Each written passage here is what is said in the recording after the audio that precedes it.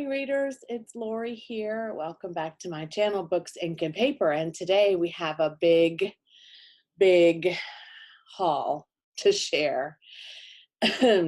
Yes, I am on a low to no buy, but I still have, I think, 15 books that I hauled this month. So let's get onto it, and I'll explain how that happened.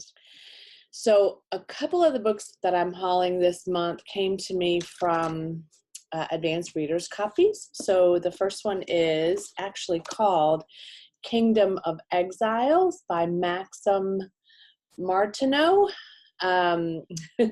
This was a Bookish First opportunity. If you're not familiar, go to Bookish First and you can see what happens is you read the first couple of chapters and you review it, and if you're picked to get an advanced copy, they send it to you.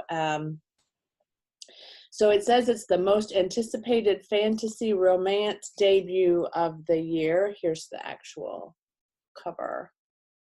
So I did read the first 3 chapters, and while this isn't typically a genre that I read a lot of, I really did enjoy it. So I did a review and it came in the mail. So it's about Lena Edenfrau, who is a charmer, I think, and she is also, I think, partnering with an assassin, and then she partners with Knock,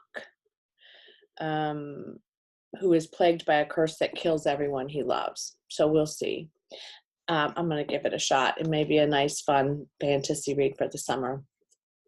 The next ARC I received is The Last Train to London by Meg Waite Clayton. I have long been a fan of hers. Her books, The Wednesday Sisters and The Wednesday Daughters, are some of my favorites. I've also read a couple of her other books. This one is coming out in September on the 10th, and so I requested an advanced reader's copy from HarperCollins and received it, so I'm very excited. It's pretty good size too, 450-ish pages, so I'm going to start taking a look at that as soon as I can. Actually, this is about the kinder transports, in which thousands of children were sent from Nazi-occupied Europe into safety, and the woman who helped them escape. So historical fiction, World War II, yes, had to have it. Then I picked up Belgravia by Julian Fellowes, who was the creator of Downton Abbey, which I have loved. And this I found on sale. It was a bargain. I don't know a lot about Belgravia, except it's also a historical fiction set in 1815. It follows one of the most tragic parties in history, the Duchess of Richmond's ball, on the eve of the Battle of Waterloo. And there's a heroine, Sophie Trenchard, and I don't know, it sounds like an epic fictional historical fiction drama, and I love the cover. It was kind of a cover. It was both a cover by and an author by, because I love Julian Fellowes. I think he tells a great story, and I just loved that castle. So definitely a nice opportunity there, and it was really cheap. Next, I picked up Mr. Mercedes by Stephen King. This is book 1 in a trilogy, at least so far, that he wrote, and I think it's more of a thriller than it is horror. I mean, it is a horrific subject matter. This one is about a man who kills 8 people who are in line for a career fair or job fair with his Mercedes, and I guess the crime goes unsolved for a while, and Bill Hodges later receives a letter. He's a detective. He gets a letter from a man who talks about loving the feel of death under the wheels of his car and wants to feel that again. And so Bill Hodges goes out to solve this case. And again, there are 3 of them. They're the Bill Hodges trilogy series, at least for now. And I've never really heard a lot about this book, but I do love Stephen King's writing. I just recently finished Elevation, which was somewhat of a departure for him, for sure. But this was one that kind of was not in my radar, but it was right there and I thought, oh, give it a shot. Looks like it. Then I picked up The Widows of Malabar Hill by Sujata Massey. And this is also a historical fiction, but a little more diverse for me, a different time in history in a different place. So India, 1921, there's a daughter of a respected family who's joined her father's law firm, and she's appointed to execute a will for someone who left behind 3 widows. And she notices something suspicious, and that is that the widows have all signed their inheritance over to charity, and she doesn't understand what's happening and wonders if they're being taken advantage of, and then things escalate, and I think it's a murder mystery or a thriller of some kind. It also has a beautiful cover, but it's been on my to read list on Goodreads for a while, and so I found it, picked it up. Maybe a summer read for me. And then I also picked up The Peacock Emporium by Jojo Moyes. I do like her as a writer. I have read Me Before You and the sequel to Me Before You and another one of hers. So I think I'm not sure if it's a dual timeline or if it is about a mother and a daughter, but so it's about so it seems like a mother who was really glamorous and kind of an it girl and beautiful and all of that. And then 35 years later, her daughter Susanna Peacock is really trying to figure out how to separate herself from her mother's notoriety, and so she opens a coffee shop. I definitely don't know a lot about it, so I kind of like that I don't know a lot about it. It has an average rating of just under 3.5 stars. Yeah, we'll see what we think. Then I made a purchase from a friend of mine who owns a business up the street. She has a great little shop called The Social Chair if you're ever in my neighborhood. And she was closed when I went to go get something, and so she dropped it off at my house for me the next day. Great service, very wonderful shop. And she also dropped off a little book for me, The Huntress by Kate Quinn. I have been wanting to read this. I've heard a lot about it from a couple of booktubers who've read it, and it is indeed also historical fiction. That seems to be the theme for the most part of this month. So it's pretty thick. It's got a nice cover as well, deckled edge pages, and she said it was okay for her. It wasn't a 5-star read or even a 4-star read, I don't think. She said it was okay. So she said, but I might like it, and then when I'm done with it, I'll just put it back in the little free library, which is outside of her shop, so that'll be neat too. And speaking of little free libraries, I picked this one up, Nora Roberts' Face of Fire, which is book 3 in the Island Sisters trilogy. I picked it up at one of my other little free libraries locally. What's funny about this is I already had this book.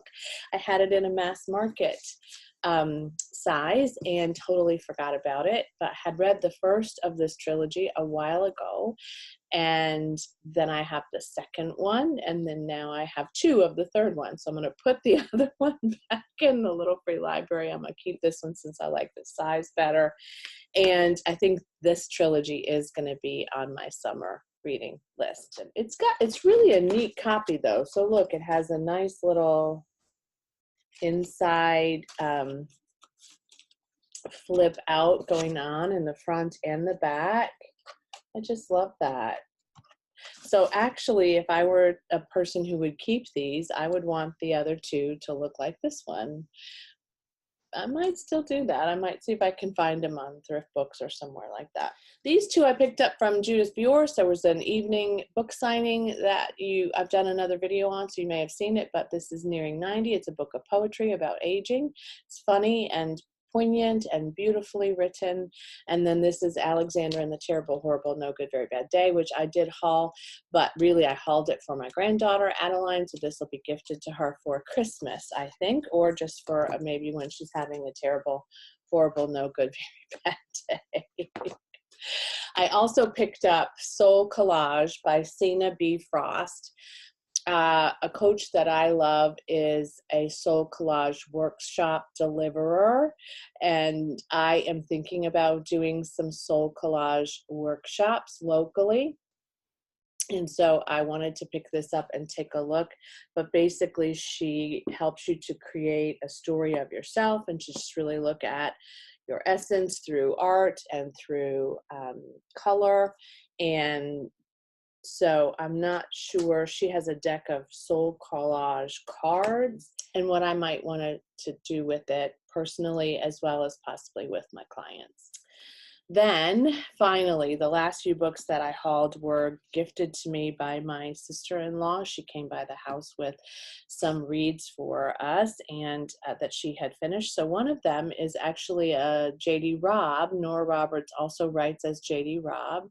And I've never read any J.D. Robb stories. And I think that these are short stories. This is called Dead of Night, and it says these are 4 all-new paranormal stories, which is probably more of something that I would be drawn to read rather than the J.D. Robb mysteries. Although, again, I've never tried one, so I don't know that I wouldn't like them. So there's that. And then this is Suite 606, which is also, oh, and I should say both of these are also written by Mary Blaney, Ruth Ryan Langan, and Mary Kay McComas. Never heard of any of them, but they're all in the mix here. And so these are also paranormal stories, 4 of them in each book. And so I'll take a look at that. Then she brought me The Collector by Nora Roberts, a girl who witnesses a murder-suicide from her apartment sitting job.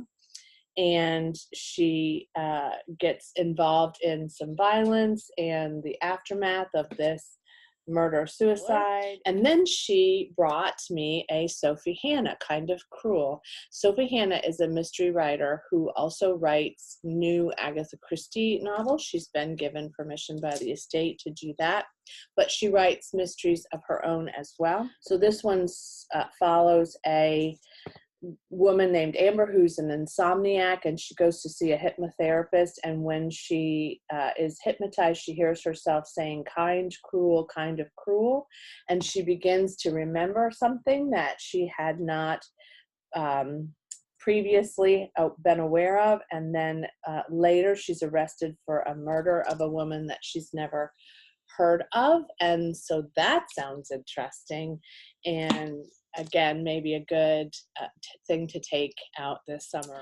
So on Kindle, I purchased a couple of books this month too. I got The Suspect by Fiona Barton. This is the 3rd in her Kate Waters series. I've read The Widow, which is number 1. I liked it a lot, and I have not read The Child. But this one follows a couple of missing girls who go missing in Thailand, and they apparently were living a kind of maybe exciting or difficult life before they went missing. And somehow Kate is connected to them, and it may be that they're somehow connected to her son. I'm not sure. But nevertheless, Kate ends up investigating this. Kate's not really a detective, she's a journalist. I also picked up Killer Clown by Terry Sullivan and Peter Macon. This is a story of John Wayne Gacy, and he was a serial killer who also dressed up as a clown. Peter Mon has a booktube channel called Peter Likes Books, and he has a monthly book club, and this year they're reading true crime throughout the year. So I'm going to join this month in June, and this is the June read, and then at the end of the month he has a live stream wrap up for the book club that you can join. And they're also going to read Helter Skelter over the summer, so I plan to do that too, reread Helter Skelter, and I'll pick that up probably next month. I'm trying to figure out where I want to get that from. I also picked up the 3 books in the series by Amy Stewart, the Cop Sisters collection. These all 3 were on sale for like $3, I think. I have Girl Waits with Gun, which is number 1 in paperback, but the second is Lady Cop Makes Trouble, and the third is Miss Cop's Midnight Confessions. I love these covers. Yes, you're thinking, if you haven't read any of these, why did you buy all 3? Because they were $3. So those are the books that I hauled this month, including the Kindle. That was 18 books in all. Yeah, it was way more than I expected. But some of them were gifted. Can't turn down gift books, and Some of them were just great opportunities, and I'll find a space for them. And if I don't, I'll put them in the little free library or gift them to friends and leave them on their doorsteps too. I hope you enjoyed this haul. I am really trying to narrow down my summer reading list. I'm really trying to narrow down my June TBR. That will go up first, and then my summer reading TBR will go up shortly after. I do plan to participate in the Buzzword Readathon, which is later in the month of June, so stay tuned for that as well. But take a look at Books and Lala's channel if you're interested in participating in that readathon. She's got an announcement about it. You'll be able to see what the buzzword is. I won't spoil it for you. I'm also, as I said, going to participate with Peter from Peter Likes Books. So if you want to take a look, I'll link his channel below and read Killer Clown with us. And maybe I'll see you on the live stream. I'm going to be traveling this month a little bit. So I have a plan to visit a very, very, very famous and large bookstore. So stay tuned for hopefully a little bit of a vlog on that experience, as well as maybe a reading vlog while I am away. I think that's a wrap for today. Thanks for joining me. Thanks for your support. Please like, subscribe, share, and comment. And as always, have a very happy reading day. Bye.